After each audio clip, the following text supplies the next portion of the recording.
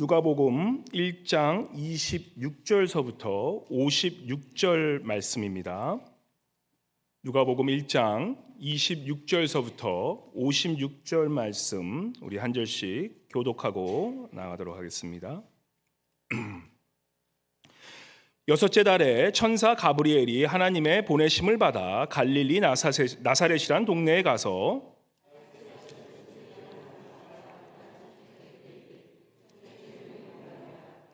그에게 들어가 이르되 은혜를 받은 자여 평안할지어다 주께서 너와 함께 하시도다 하니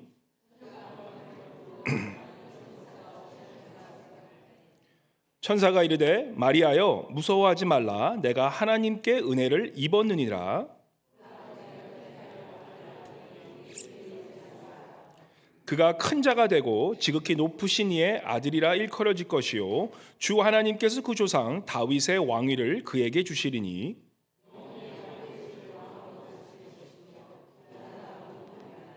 마리아가 천사에게 말하되 나는 남자를 알지 못하니 어찌 이 일이 있으리이까?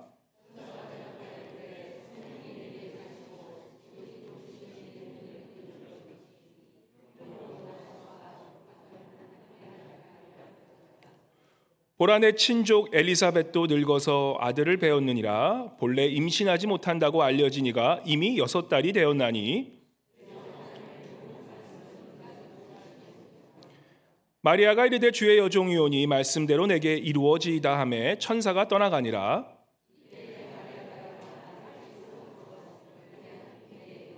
사가랴의 집에 들어가 엘리사벳에게 문안하니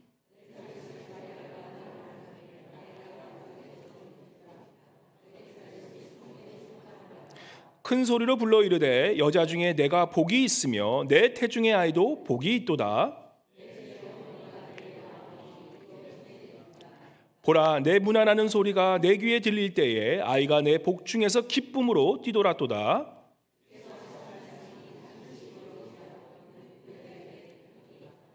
마리아가 이르되 내 영혼이 주를 찬양하며 그의 여종의 비천함을 돌보셨음이라. 보라 이제 후로는 만세의 날을 복이 있다 일컬으리로다. 긍휼하심이 두려워하는 자에게 대대로 이르는도다.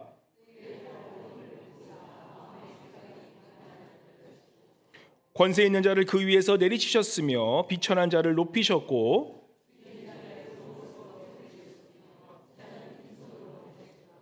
그종 이스라엘을 도우사 긍휼히 여기시고 기억하시되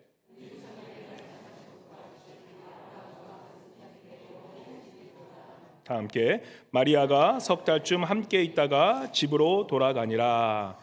아멘. 우리 임마누엘 성가대 나오셔서 주님이여 이 손을 우리 주님께 찬송 올려드리겠습니다.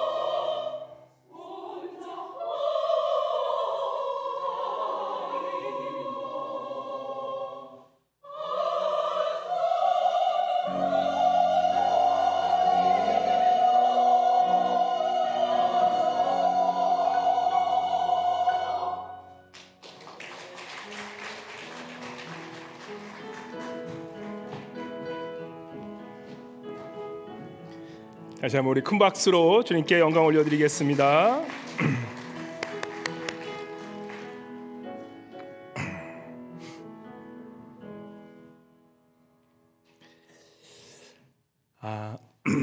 우리 인사 나눌 때 옆에 분 보시면서 오늘 이렇게 인사했으면 좋겠습니다. 예수님은 작은 자를 돌보십니다. 이렇게 한번 인사해 볼까요? 옆에 분 보시면서 예수님은 작은 자를 돌보십니다. 네, 예.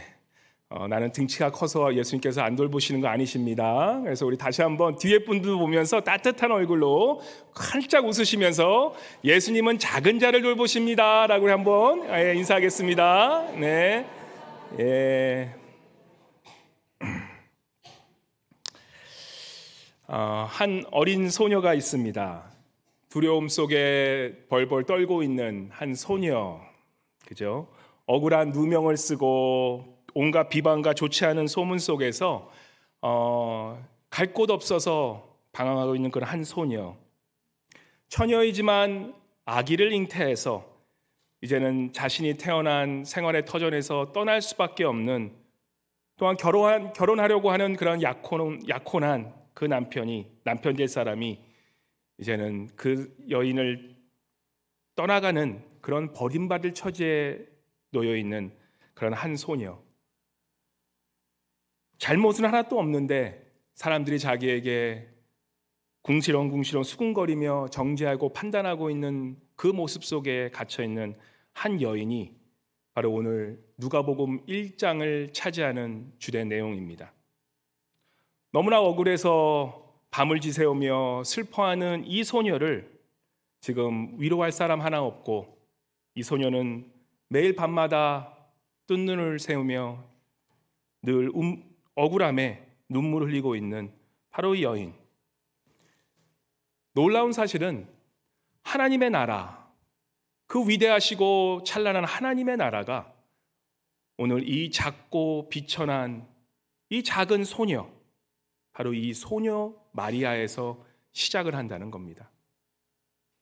오늘 본문 말씀 35절의 말씀, 바로 이렇게 억울하고 정말 도움을 찾지만 찾을 수 없는 그러한 여인에게 오늘 35절의 말씀은 우리에게 다가옵니다. 35절 말씀 같이 한번 읽어보겠습니다. 시작.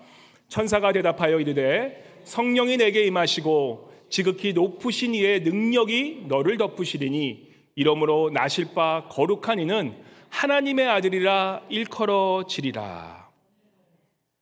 천사 가브리엘이 나사렛에 있는 영원한 하나님의 나라를 다스리실, 또한 온 우주 만물을 무릎 꿇게 하실 바로 그 예수 그리스도의 탄생을 예고하면서 바로 이러한 작고 작은 그러한 여인에게서 위대하신 예수 그리스도의 탄생을 이제는 이루어내겠다라고 그렇게 말씀은 오늘 우리에게 전해주고 있는 것입니다.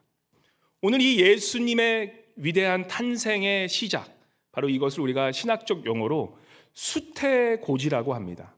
수태는 아기를 잉태하는 그 뜻으로 수태고, 고지는 바로 이 라틴어의 알린다라는 어난시에이션이라는 그 뜻으로 바로 알린다라는 그 뜻으로 고지라고 얘기합니다. 그래서 수태고지, 아기, 왕으로 오실 그 아기가 태어나심을 왕으로 오실 그 아기를 알린다라는 그 뜻으로 오늘 이 본문 말씀은 많은 신학자들이 바로 수태고지의 사건이라, 천지 만물 창조의 사건, 바로 그 사건만큼 큰 그 시작이 바로 이 누가복음에는 바로 이 수태고지의 사건이라는 것입니다. 성부, 성자, 성령 하나님이신 바로 그 예수 그리스도께서 새 위격이시만 하나님이신 그분이 바로 인간의 모습으로 성육신하신 바로 그 사건이 오늘 이 누가복음 1장에 나오는 수태고지의 중심에 있는 사건이라는 것입니다. 바로 그 사건이 오늘 이 26절과 27절에 보시면 바로 작은 마리아를 통해서 일어나는 것을 보게 됩니다. 26절에 보시면 이렇게 말씀합니다. 여섯째 달에 천사 가브리엘이 하나님의 보내심을 받아 갈릴리 나사렛이라는 동네에 가서 다윗의 자손 요셉이라는 사람과 약혼한 처녀에게 이르되 그 처녀의 이름은 마리아라. 27절에 보면 처녀란 말이 두 번이나 나옵니다. 한 구절, 짧은 구절에 처녀라는 말이 나오는 거예요. 이 처녀를 영어로는 virgin이라고 얘기합니다. 한 번도 남자와 관계를 가지지 않은 그러한 처녀, 바로 이 virgin이 바로 다윗의 종 요셉이라는 사람과 약혼한 바로 처녀라 하면서 그 처녀의 이름은 마리아라라고 칭한다라고 이렇게 말씀하는 것입니다. 왜 성경이 이렇게 한 구절에 처녀라는 것을 두 번이나 강조하냐면 예수 그리스도의 속성을 우리에게 알려주기 위함입니다. 우리 예수 그리스도는 인간의 몸으로 오시지만 누구로 인해서 잉태하십니까? 바로 성령으로 잉태하사. 성령으로 잉태하사. 인간의 몸을 입으시고 성육신 하시지만 예수 그리스도는 우리 인간과 같은 원죄를 가지고 태어나신 그러한 아담의 죄를 가지고 태어나신 그런 죄인이 아니라 인간의 몸으로 오셨지만 죄가 없으신 성령 하나님으로 말미암아 잉태하시고 처녀 버진이었던 아무 한 번도 남자와 관계를 가지 않는 바로 그러한 동정녀 마리아에게 그 아기의 생명이 태어나심으로 바로 우리 예수 그리스도는 인간으로 오시지만 100% 죄가 없으신 하나님의 신성을 가지신 또한 100% 인간의 몸을 가지고 오신 그러한 인간으로 오신 성육신하신 그 모습으로 우리에게 구원자로 오시는 모습을 보게 된다는 것입니다. 우리가 여기서 잘 분별해야 되는 것은 43절에 보시면 여기서 그 마리아가 엘리사벳을 보는데 엘리사벳이 그 마리아를 보면서 이렇게 얘기합니다. 내 주의 어머니가 내게 나오니 이 어찌된 일인가? 내 주님의 어머님, 우주를 창조하시고 우리를 구원하실 그 우주의 만물의 주인이 되시는 바로 내 주님, the Lord이신 그분의 어머니가 내게 다가오니라는 그 말씀이 있습니다. 그래서 이 지금 우리 개신교에서는 바로 이 사건을 바로 처녀가 성령으로 잉태한 사건을 수태고지라고 얘기하고 아기가 그죠? 잉태한 것을 성령 잉태한 것을 알리는 것을 수태고지라는데 천주교에서는 이것을 뭐라 그러냐면 수태고지라고 하지 않고 성모영보라고 합니다. 무슨 뜻이냐면 이 거룩하신 어머니의 기쁜 소식이라고 얘기를 하는 거예요. 같은 사건인데 완전히 다른 각도로 보게 되는 것입니다. 우리 기독교는 바로 이 사건이야말로 위대하신 왕이신 예수께서 성육신하신 바로 어린아이가 태어난 이 아이, 메시아가 태어날 그런 수태고지라는 사건이지만 이 천주교에서는 바로 이것을 어머님의 관점으로 성모영보라고 얘기를 하는 것입니다. 메시아이신 예수 그리스도를 기리는 것보다 어떻게 보면 마리아를 신격화시키려는 그 의도를 우리가 볼 수 있게 되는 것입니다. 우리가 잘 알아야 하는 것은요, 바로 이 사건은 예수 그리스도는 100% 완전한 하나님이시고 100% 완전한 인간으로 우리가 비록 그것을 이해하진 못하지만 그 신비로움을 이해하진 못하지만 우리가 100% 하나님이신 바로 그 예수 그리스도께서 새 위격이신 하나님의 한 위격이신 그 예수께서 하나님의 그 모습이 아니라 이제는 예수 그리스도라는 인간으로 모습으로 오시는 바로 그 사건. 그래서 우리의 죄를 이제는 죄가 없으신 그 예수 그리스도의 몸을 가지시고 십자가에 죽으심으로 그죠?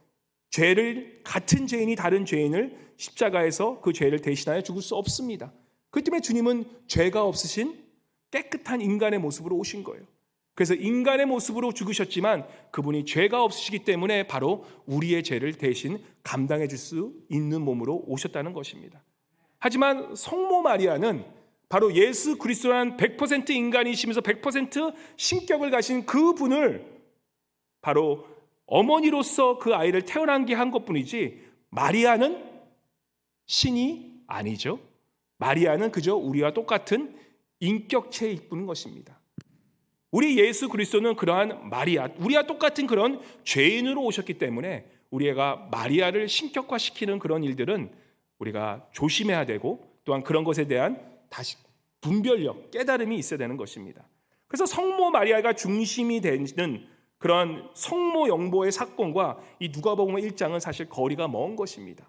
이 말씀의 핵심은 바로 다시 얘기하지만 바로 예수 그리스도가 탄생하시는, 그죠? 바로 예수 그리스도가 탄생하시는 바로 수태고지, 그러한 아기 예수의 탄생이 중심이 되는 것이 당연하다는 것입니다.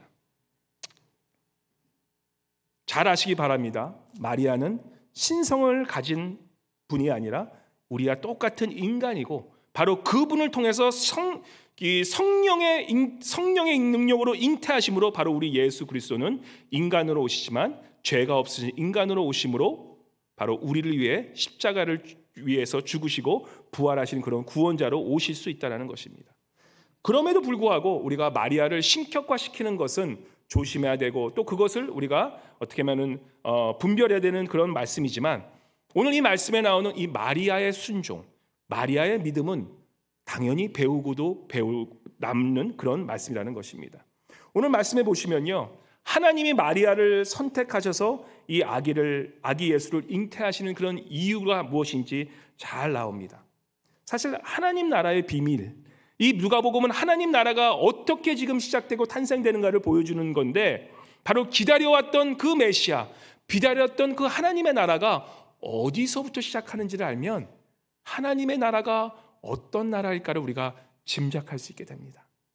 위대하신 하나님의 나라는 저 높은 곳에서 오시는 것이 아니라 외롭고 힘들고 억울하고 정말 눈물을 흘리며 나갈 수밖에 없는 그러한 작고도 작은 바로 마리아를 통해서 하나님의 나라가 잉태되는 모습을 우리가 보게 된다는 것입니다.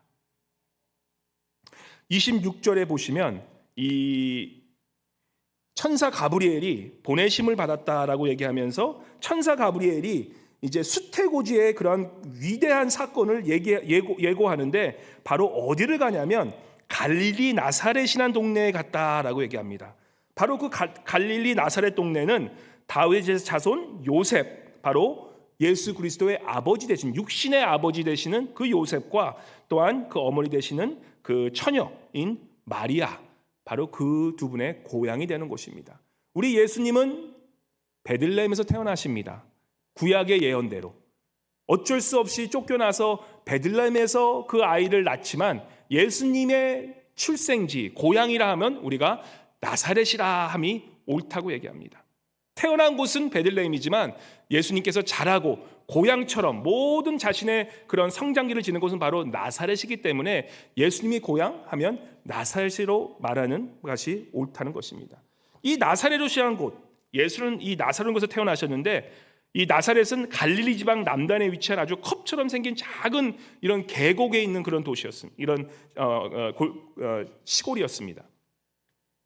우리가 가끔 제가 이 젊은이 목장에 가면요, 가끔 농담으로 재밌게 우리 한 뭐 집사님들과 이렇게 얘기할 때가 있는데, 그때 이제 좀 재밌는 얘기 중에 하나가 뭐냐면 이제 자신이 태어난 바로 그런 곳을 보면서 이렇게 얘기를 나눕니다.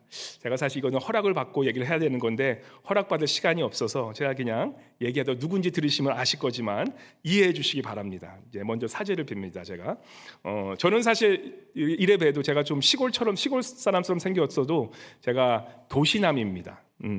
제가 그 개포국민학교 강남 개포동 2기 졸업생이에요. 근데 그 당시 제가 자랐을 때는 지금의 개포가 아니라 정말 그 개천이 있고 똥개천이 있었던 거예요. 제가 어렸을 때 초등학교 생각하면 친구에 놀러 갔는데 친구네 집 앞에 똥개천이 있었어요. 그 똥개천에서 냄새 나는 거기서 수영했던 기억이 나요. 그래서 사실 지금의 개포동 그런 거 다 사라졌지만 제가 있을 때 그 당시에는 개포동이 그런 똥개천이 있었던 그런 개포동이었습니다. 그래도 뭐 지금 뭐 미국에 이민 와서 살고 있으니까 개포동 하면 지금들이 와, 목사님 잘 살았나 보다 생각하지만 그 당시에는 사실 개포동이 아주 시골 같은 그런 좀 번두리 그런 장소였습니다. 그래도 도시남이죠, 그죠? 강남에 살았으니까. 근데 이제 집사님 중에 한 분이 굉장히 도시녀 같은, 우리 교회 보면 딱 보시면 진짜 너무나 강남이 아니라 뭐 강남 그런 압구정에서 와도 믿을 수밖에 없는 그런 분이 계신데, 이런저런 얘기를 하다가 그분이 계신 곳이 어디인지, 태어나신 곳이 어디냐면 저 시골 깡촌 중에 깡촌인데 하루에 버스가 3번 오는 곳에서 태어나신 분이 계시더라고요. 그래서 우리가 시골이 어떤 곳이냐를 기준으로 삼을 때 버스가 하루에 몇 번 왔냐로 따라서 내가 더 시골 사람이다 아니라를 서로 이렇게 좀 저울질하는 그런 게 생겼습니다. 여러분이 사셨던 곳은 버스가 하루에 얼마나 오셨나요? 예, 많이 오셨어요? 2번 오셨어요? 선생님? 야, 2번 하루에? 그건 시골이 아닙니다.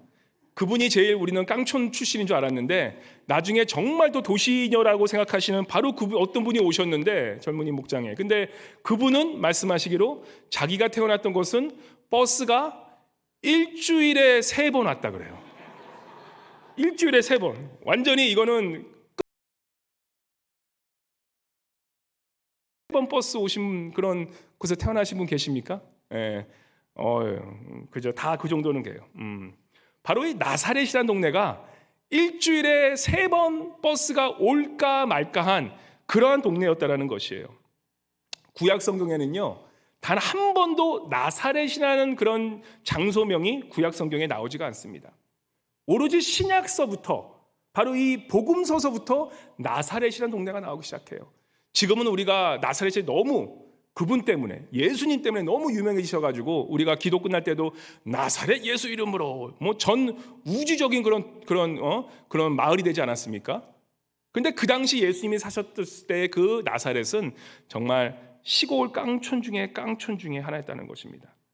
이 실제로 예수님께서 이제 제자를 삼으러 가시는데 이 빌립에게 먼저 나타나셔서 제자 빌립을 삼으실 때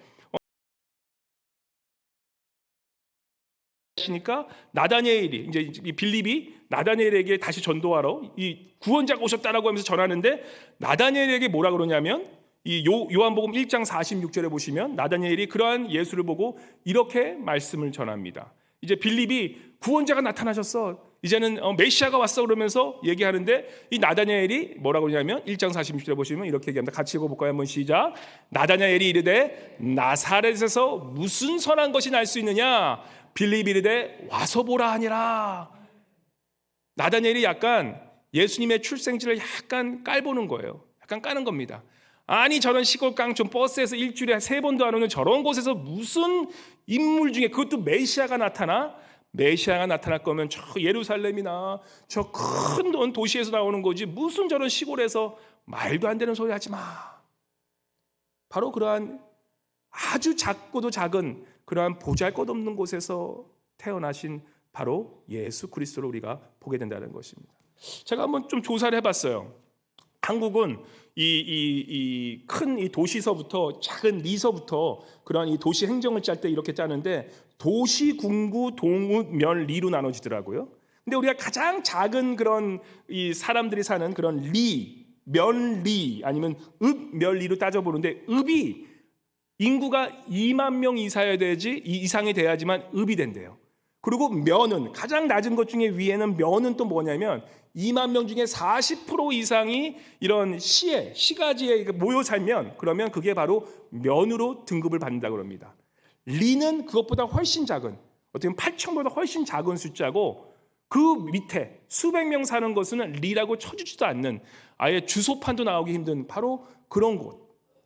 나사렛이 제가 성경 그 주석을 읽어보니까 나사렛은 그 당시에 이 성경학자들이 지금 얘기하기로 300명에서 한 500명이 살고 있는 그런 아주 작은 시골 중에 시골이었다라고 얘기를 합니다.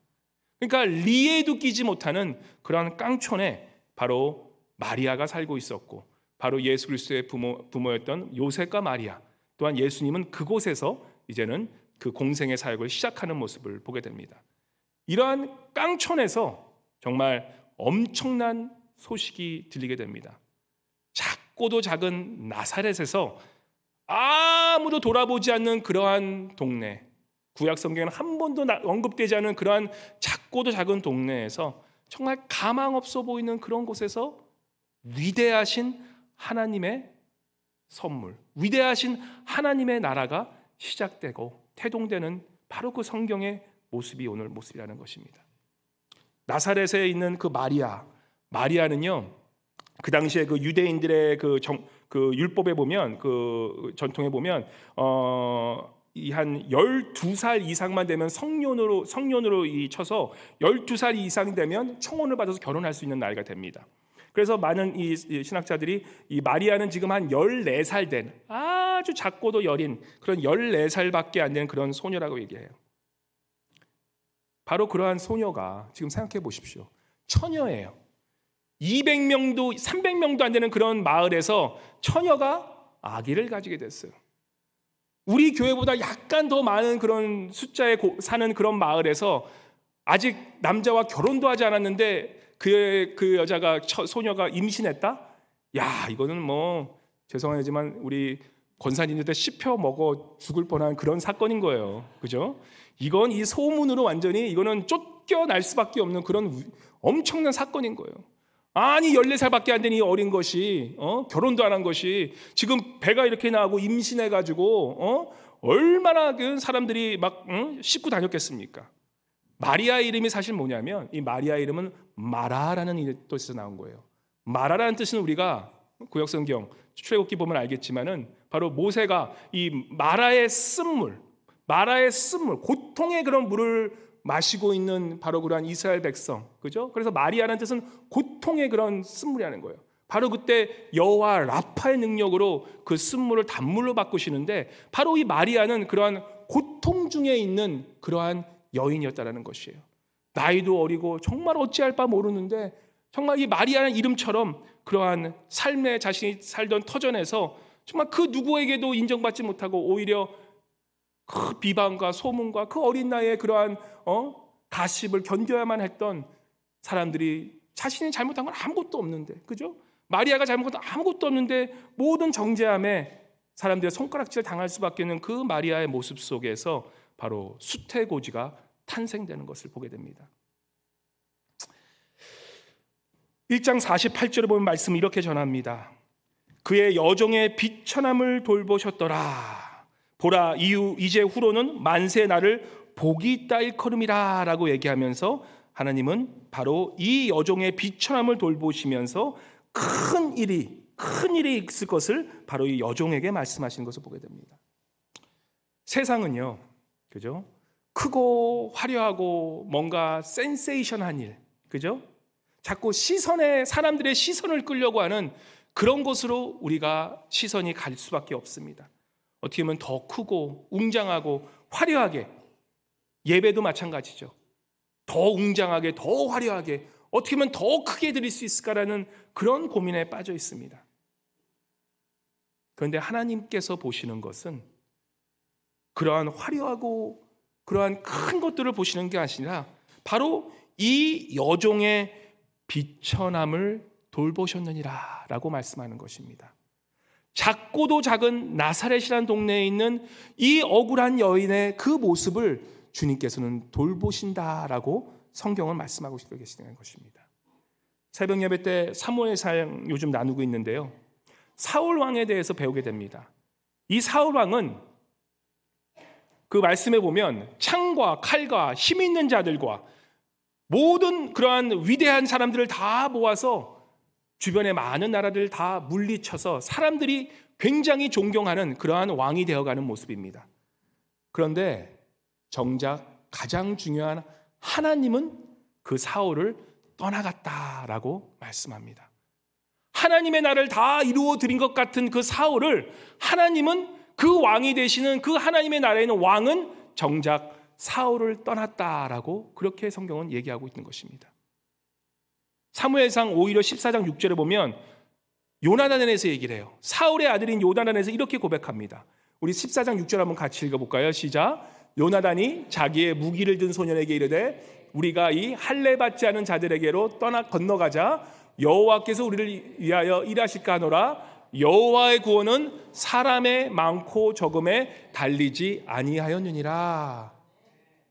여호와의 구원은 화려한 예배가 아니라 여호와의 구원은 사람이 많아서 북적북적하면서 할렐루야 사람들의 영광이 나타나는 그런 것이 아니라 여호와의 구원은 사람의 많고 적음이 아니라 바로 그 작은 심령 안에 나사렛 같은 그런 아주 보잘것없는 바로 그러한 시골에서 예수 그리스도를 진정으로 바라고 그 메시아를 바라고 있는 그 한 여인을 통해서 바로 여호와 안의 구원이 시작되고 있는 모습을 우리는 깨달아야 한다는 것입니다.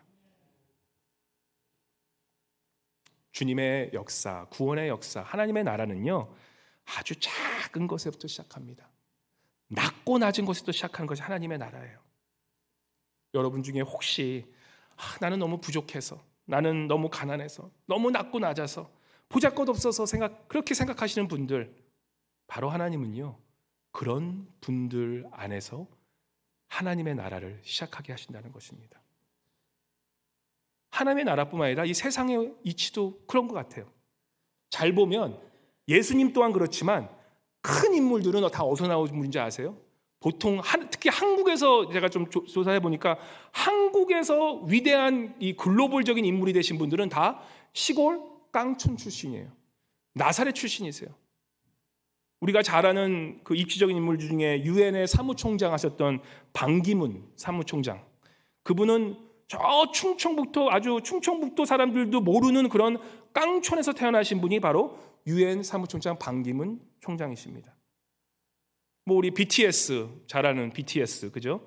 뭐 우리가 BTS처럼 되지는 않겠지만 그래도 한국을 알리는 그런 유명한 그래도 가수들 아닙니까? BTS 모든 그런 출신 한 명 한 명, 그 가수를 한 명 한 명이 서울에서, 강남에서 그런 애들 한 명도 없어요.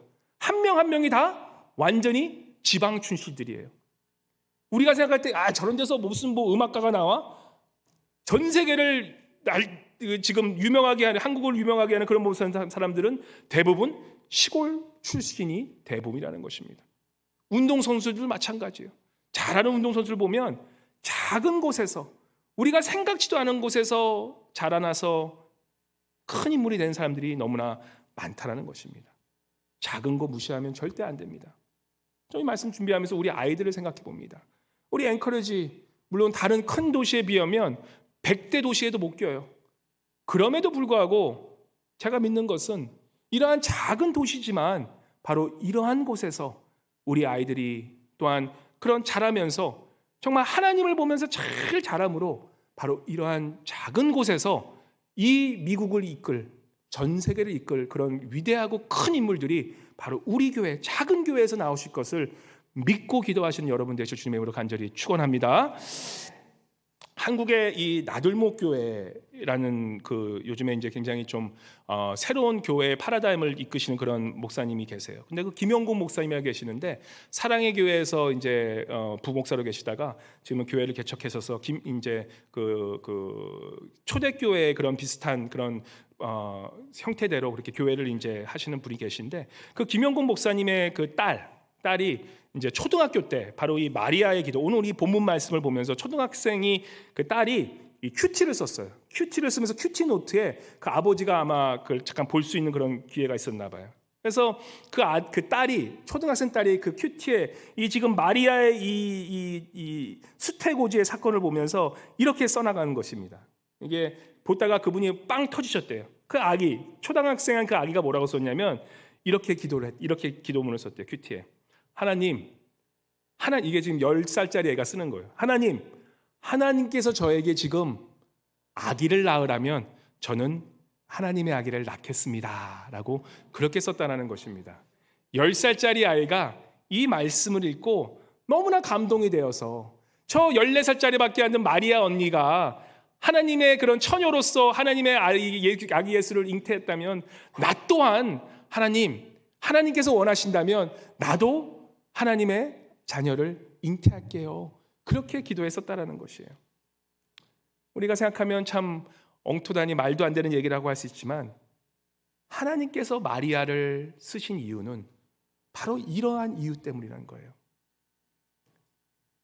어렵고 힘들고 자신의 비천한 처지에 있음에도 불구하고 하나님께서 그 위대한 메시아를 너를 통해 낳겠다라는 그 위대한 그 명령이 있을 때 얼마나 두렵고 떨리겠습니까? 그런데 마리아는 그러한 두렵고 떨림에서도 뭐라고 합니까? 예스, 주님이 원하시면, 하나님께서 원하시면 내가 그 말씀에 순종하여 하나님의 위대하신 그 아들을 내 뱃속에 품고 나가겠습니다. 그 어린아이가 얼마나 그 길이 험한지를 왜 몰랐겠습니까? 그럼에도 불구하고 그 순수한 마음으로 하나님의 나라, 그 하나님의 예수 그리스도 그 메시아를 내 배 안에 처녀인 내가 그 아기를 내가 낳겠습니다라는 그러한 순종의 모습으로 나아가는 모습을 통해서 하나님의 나라, 바로 수태고지의 위대한 사건은 이제는 시작되는 그러한 모습을 보게 된다는 것입니다. 바로 순종의 사람, 순수한 사람, 그러한 사람을 통해 하나님의 나라는 시작되는 거예요. 한번 여러분 스스로에게 한번 물으시기 바랍니다. 여러분에게 오늘 하나님께서 당신을 통해 하나님의 나라가 임하실 것을 오늘 이 시간 내가 묻는다면 나는 과연 어떻게 대답할 것인가? 아유, 하나님, 나 같은 사람 어떻게 하나님이 나 같은 사람을 쓸 수가 있겠습니까? 도망가시렵니까? 하나님이 마리아를 쓴 이유는 바로 그 어린아이가 바로 하나님께서 말씀하시면 내가 무엇인지 순종하겠습니다는 그러한 마음이 있었기 때문에 하나님은 바로 그 마리아를 사용하시는 모습을 보게 된다는 것입니다. 그리고 말씀은 정말 더 위대한 사건을 보여주는데 하나님의 나라가 어떤 나라인지 이 마리아가 그러한 수태고지의 사건을 이제 겪은 후에 39절서부터 이제는 이 마리아가 그 소식을 가지고 무엇을 하느냐 보면서 우리가 하나님의 나라가 어떻게 임하신지 우리가 보게 됩니다. 39절에 보면 지금 마리아가 이 천사 가브리엘이 와서 너가 처녀로서 성령의 그러한 잉태하심으로 말미암아 너가 아기를 낳다는 그러한 위대한 사건의 소식을 들은 후에 그가 기뻐하며 39절에 보시면 누구를 찾아갑니다. 바로 지난주에 봤던 엘리자베스. 그 어려운 시대, 정말 로마의 그러한 핍박 속에서 살아가고 있던 그러한 절망에 빠진 이스라엘 백성 속에서 그 나라의 리더로서 아무것도 할 수 없다라는 그러한 모습 속에서 사가랴 제사장은 그럼에도 불구하고 거룩하게 하나님을 순수하게 섬기고 있는 바로 그 가정. 엘리자베스는 어떻습니까? 지금 나이가 아마 50이 넘어갔었던 것 같아요.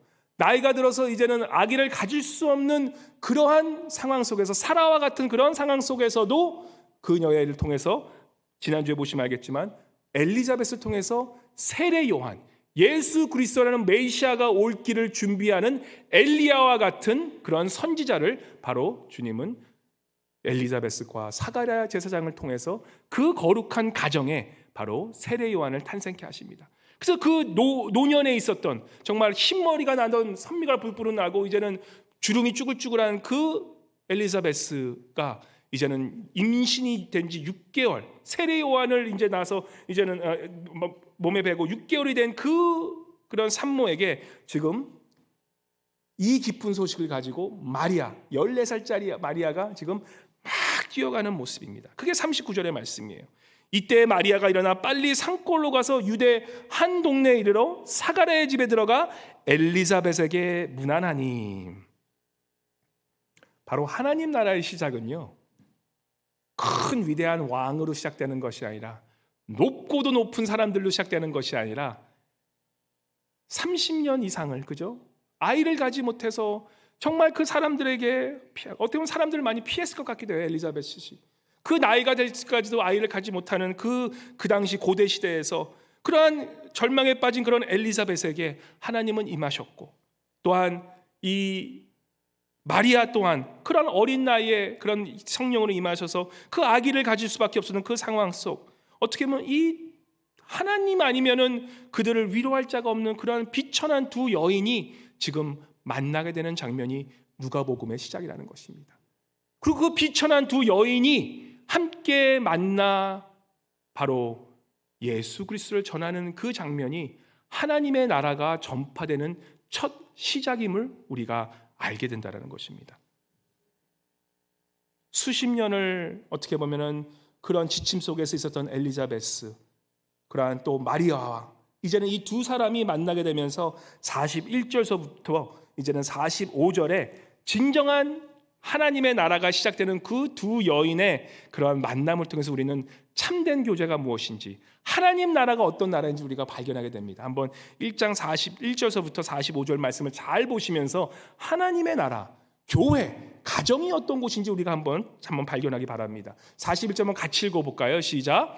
엘리자벳이 마리아가 무난함을 들음에 아이가 복중에서 뛰어노는지라 엘리자벳이 성령의 충만함을 받아 큰 소리로 불러 이르되 여자 중에 내가 복이 있으며 내 중에 아이도 복이 있도다. 내 주의 어머니가 내게 나오니 이 일이 어찌된 일인가? 보라, 내 무난하는 소리가 내 귀에 들릴 때에 아이가 내 복중에서 기쁨으로 뛰돌았도다. 주께서 하신 말씀이 반드시 이루어지라 믿는 그 여자에게 복이 있도다. 지치고 절망에 빠진 두 여인이 만납니다. 그 만나면서 뭐라고 표현하냐면 그들이 마리아가 빨리, 정말 기다릴 수가 없었던 거예요. 빨리 이 소식을 누군가에게 알리고 싶은 거예요. 내 이 배 안에 지금 아기 예수 메시아, 인류를 변화시킨 그 구약시대부터 예언한 바로 그 아기가 내 안에 들어왔어. 이러한 기쁘신 예수 그리스도의 그 복음의 소식을 전하기 위해서 지금 빨리 그 노년에 있던 엘리자베스에게 찾아가는 모습입니다. 그 엘리자벳을 찾아가서 지금 41절에 엘리자벳 마리아가 무난함을 들음에 아이가 복주에서 뛰노는지라 엘리자벳의 성령의 충만함을 받아. 지금 이 아기가 태동하는 그 예수 그리스도가 태동하는 그 모습 속에서 엘리자벳이 어떻게 됩니까? 성령이 충만해졌다라고 그래요. 우리 공동체는, 우리 교회의 이 공동체는 바로 어떤 곳이냐? 슬픔과 슬픔, 세상에 있으면 절망밖에 없는 우리 같은 인간들이 바로 교회에 나와 누구의 소식? 바로 기쁨의 예수 그리스도라는 그 소식을 전함으로, 그 예수 그리스도를 우리가 전함으로 어떻게 됩니까? 바로 예수 그리스도를 전할 때 성령 충만함이 있음을 믿으시기 바랍니다. 우리 안에 모이는 이 공동체는 다른 것이 아니라 우리 주님께서 예수 그리스도가 우리의 중심 되시기 때문에 교회에 와서 그 예수 그리스도를 전하고 예수 그리스도를 높이고 또한 세상에서 그 예수 그리스도를 전할 때 바로 어떻게 됩니까? 성령 충만함을 받아. 엘리자벳이 그러한 예수 그리스도를 전하니까 성령 충만을 받아 어떻게 됩니까? 큰 소리로 불러 이르되 여자 중에 내가 복이 있도다. 내 태중에 있는 아이가 복이 있도다라 그러면서 서로에게 축복해 주는 모습을 보게 된다는 것입니다. 지금 엘리자베스는 마리아에게 너가 정말 복에 있는 여자다. 여태까지 혼자 있을 때 마리아가 절망에 빠졌지만 그 엘리자베스의 그런 축복되다는 그 소리를 듣고 얼마나 기뻤겠습니까? 나 스스로 있을 땐 세상이 다 끝난 것 같고 그냥 이제는 모르고 살 희망도 없는데 우리가 이렇게 함께 만나서 서로 축복해주면 어떤 마음이 듭니까? 힘이 나잖아요. 거기에 바로 예수 그리스도를 전하면 성령 충만하여 주셔서 서로에게 축복합니다. 축복하다 그러면 뭡니까? 여기 보시면 그 태중에 있던 아이가 점핑하면서 뛰었다라고 얘기를 해요. 우리 마음속에 있는 그 마음이 절망에 빠지고 가라앉았던 마음들이 기쁨이 샘솟는 거예요. 이게 바로 공동체의 비밀이라는 거예요. 하나님 나라의 비밀은 바로 이것이라는 거예요. 다른 것이 아니라 어디 와서 뭐 내가 이거 있고 저거 있고 내가 이거 있고 그런 얘기하는 것이 아니라 바로 생명이신 예수 그리스도를 전할 때에 메시아이신 그 예수 그리스도를 우리가 다른 사람에게 전하고 그 예수 그리스도의 이름을 높일 때에 바로 우리가 성령 충만하여져서 서로에게 내가 원수 같은 저 사람에게 축복하기 시작하는 거예요. 내가 저 사람에게 무슨 얘기는 복을 주는 거예요. 그렇게 복을 줌으로 서로가 기뻐하면서 내 마음속에 있는 그 생명의 솜이 솟아나는 바로 그것이 계속해서 일어나는 것, 바로 그것이 하나님의 나라요, 바로 교회의 진실이요, 바로 코이노니아의 본질이라는 것입니다. 내가 성령 충만하지 않다? 예수 그리스도를 전하지 않기 때문이에요. 내가 마음에 기쁘지 않다? 성령 충만하지 않기 때문에 그래요.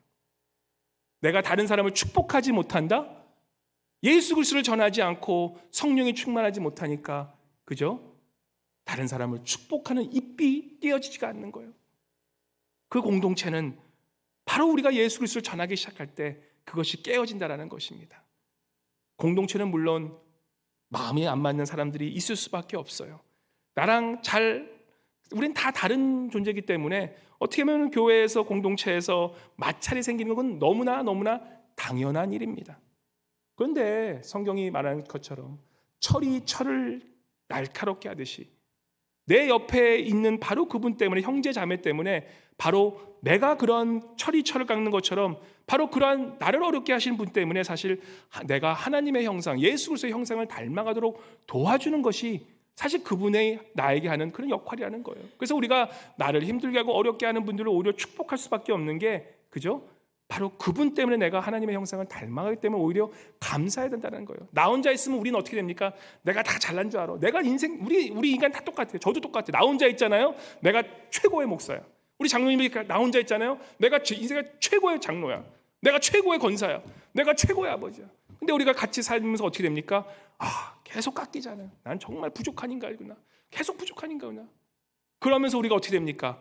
그럼에도 불구하고 예수 그리스도의 이름을 전하고 예수 그리스도의 그 눈으로 다른 사람을 보기 시작하면서 우리가 그러면서 조금씩 성화되는 그런 과정이 바로 우리 공동체가 필요한 이유 아닙니까? 우리 공동체에 나만 다 좋아하는 사람이 있으면요, 그거는 사실 죄송하지만 우리의 이 신앙의 이 성장에는 전혀 도움이 안 돼요. 오히려 이 공동체 속에 나를 어렵게 하는 그런 분들 통해서 내가 성장이 자라고 내가 더 겸손해지고 주님의 그 작은 것을 볼 수 있는 바로 그러한 모습으로 우리가 변화된다는 것입니다. 그래서 더 축복해줘야 되는 것이에요. 그런 뜻으로 한번 옆에 분에게 한번 축복해 주시기 바랍니다. 옆에 분에게 한번 이렇게 축복해 볼까요? 당신 때문에 내가 예수님을 더 닮아갑니다 라고 한번 옆에 분 한번 보시면서 한번 인사해 주시기 바랍니다. 당신 때문에.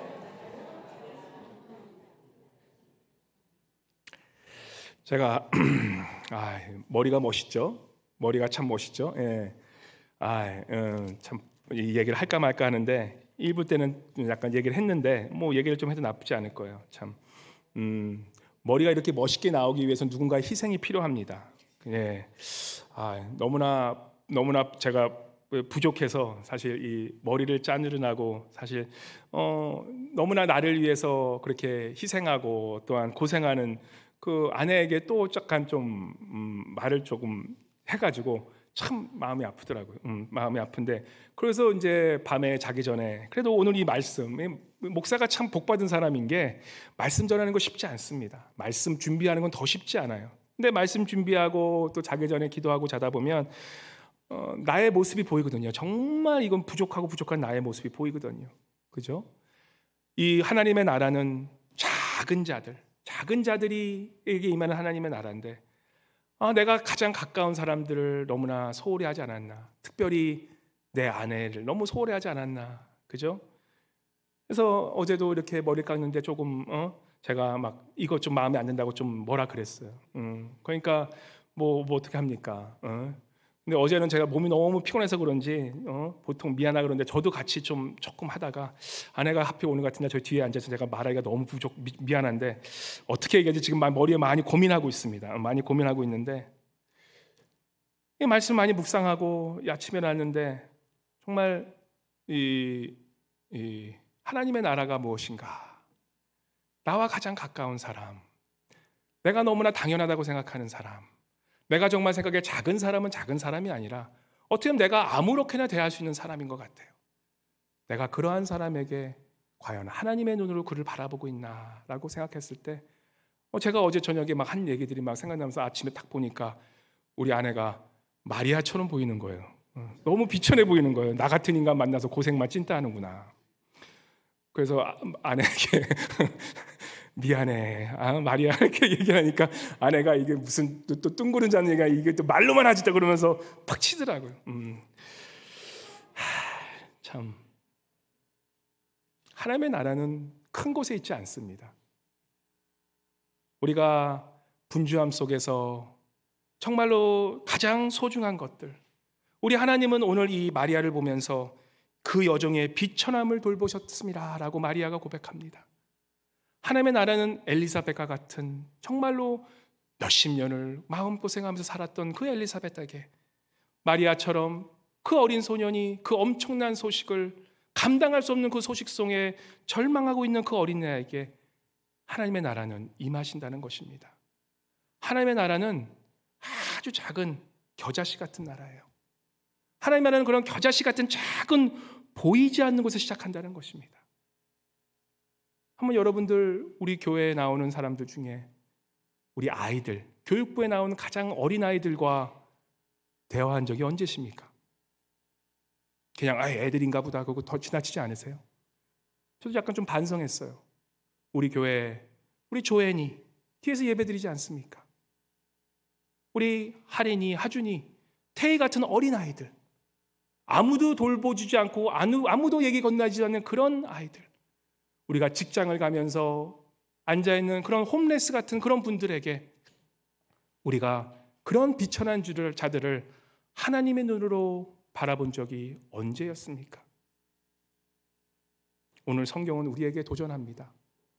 하나님의 나라는 큰 곳에서 찾을 수 없습니다. 하나님의 나라는 위대하고 화려한 곳에서 찾아지지 않습니다. 눈을 씻고 찾아봐도 하나님의 나라는 그런 나라가 아닙니다. 하나님의 나라는 작은 겨자씨 같은 곳이라서 보이지 않는 곳에서 하나님의 나라가 시작된다는 것입니다. 그리고 하나님의 나라는 여러분 한 분 한 분에게 이미 시작되셨습니다. 예수 그리스도라는 그 위대하신 분을 우리가 영접했다면 비록 보이진 않지만 그 예수 그리스도를 다른 사람에게 전하고 또한 그 예수 그리스도를 전함으로 성령이 충만해져서 서로에게 축복하고 서로를 복 있는 자라라고 너희가 예수 그리스도가 있기 때문에 돈이 있어서 부자라서 능력이 있어서 복이 있는 자가 아니라 바로 예수 그리스도는 보이지 않는 작은 겨자씨 같은 그러한 믿음이 너에게 있기에 너에게 복이 있도라라고 하는 그 말씀을 통해서 하나님의 나라는 무성한 숲이 되어간다는 것입니다. 사랑하는 우리 성도님 여러분, 오늘 우리 하나님의 나라를 이 시간 묵상하시면서 하나님이 보시는 것은 능력 있고 힘 있고 잘 나가는 사람들이 아니에요.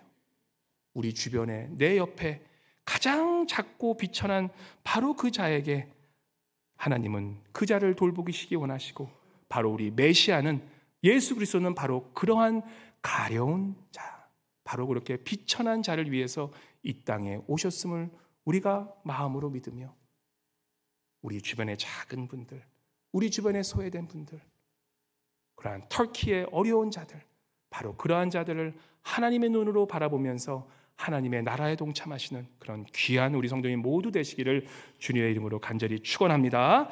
오늘 우리가 기도는요, 한번 이 말씀으로 같이 한번 기도 나누기 원합니다. 작고도 작은 마리아의 기도입니다. 우리 누가복음 1장 46절서부터 55절의 이 마리아의 기도를 내 기도라고 생각하시고 마리아의 그 기도가 내 기도에 되달라고 우리가 기도하면서 우리가 함께 이 기도로 우리 마치도록 하겠습니다. 기도하겠습니다. 함께 읽겠습니다. 마리아가 이르되, 함께 같이 보시면서 읽겠습니다. 시작. 마리아가 이르되 내 영혼이 주를 찬양하며 내 마음이 하나님 내 구주를 기뻐하였음은 그의 여종의 비천함을 돌보셨음이라. 보라 이제 후로는 만세의 날을 복이 있다 일컬으리로다.